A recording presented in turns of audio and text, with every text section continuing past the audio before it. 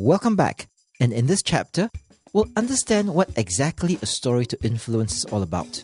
We'll also take a look at what a story to influence is not, so that you have a good understanding of storytelling to influence in a business setting. Can do?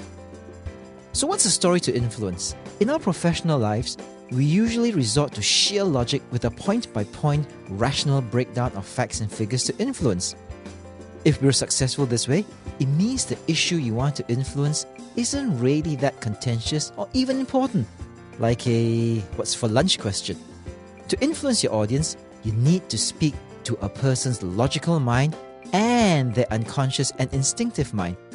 Neuroscience has long proven this point, but our default influence mode is usually just to hit the audience with logic.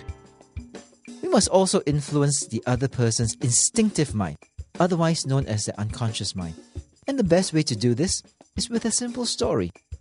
Then, when you add the logical points, you have a better chance at influencing. A story can come from three areas. 1.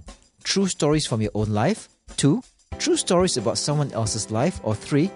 A combo of true stories from your own life and someone else's life.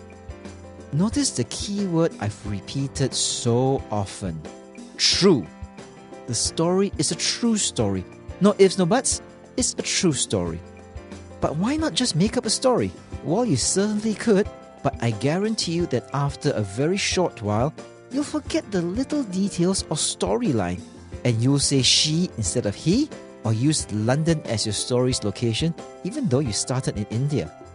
You only confuse yourself and everyone else, and if someone finds out you're lying, you're dead.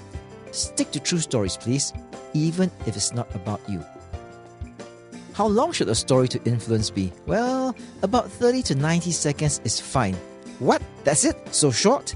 Yes, 30 to 90 seconds is good enough, and it's always best to tell many short stories to influence rather than one long one. Many 30 to 90 second stories, please. Got it? And remember, if you can influence anyone quickly, easily, and with just one effort, that means the issue is really of the what's for lunch level of importance. We'll go into more details in the coming chapters about choosing a story, and for now, remember that storytelling to influence, especially in your professional life, is all about telling true stories from your life, the life of others, or combining these 2 points, and all within 30 to 90 seconds. See you in the next chapter.